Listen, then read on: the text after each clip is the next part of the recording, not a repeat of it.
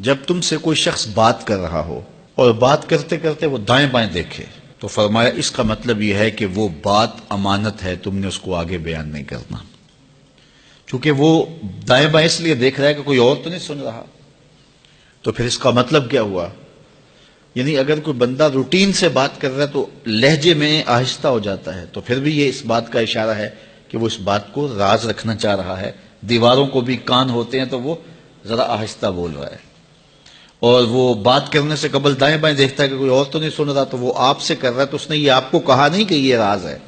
کہتے ہیں صاحب عقل وہ ہوتا ہے جس کو راز بتانے کے بعد یہ نہ بتانا پڑے کہ یہ راز ہے۔ اس میں اتنی عقل تو ہو نا، اتنا تو فہم ہو نا کہ راز بتائیں اور پھر بتائیں کہ یہ راز رکھنے والی چیز ہے۔ تو رازدار ایسا ہونا چاہیے کہ جس کو راز بتانے کے بعد یہ بتانا نہ پڑے کہ یہ راز ہے اور یہ راز نہیں ہے۔ تو بہرحال وہ کچھ اشارے ہوتے ہیں جو عاقل سمجھتا ہے، اور یہ کوالٹی اور یہ خوبی اور یہ وصف ہم میں سے ہر شخص کے اندر موجود ہونا چاہیے۔ اگر کوئی راز کی بات کرتا ہے تو پھر اس کے اعتماد پہ ہمیں پورا اترنا چاہیے، وہ راز راز ہی رہے۔ اور بندہ کہتا ہے کہ میں یہ راز کسی اپنے رازدان کو بتاؤں گا، تو پھر اس کے بھی تو اپنے رازدان ہوتے ہیں نا۔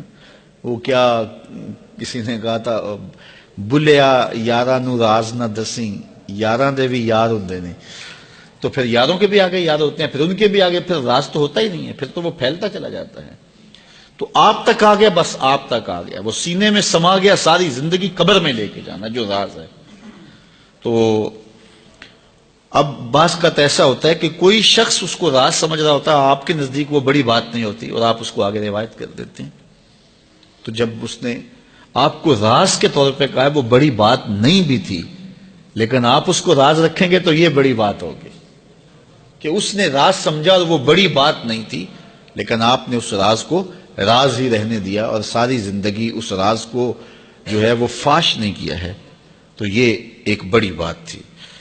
تو یہ حضور علیہ الصلوۃ والسلام کا فرمان ہماری اخلاقی قدروں اور ہماری زندگی کی خوبصورتیوں کی ضمانت ہے کہ جب کوئی شخص تم سے بات کرے اور بات کرتے ہوئے دائیں بائیں دیکھے تو تم اس کو راز سمجھو، اور وہ تمہارے پاس اس کی امانت ہے، تو امانت کے اندر خیانت نہیں کرنی چاہیے۔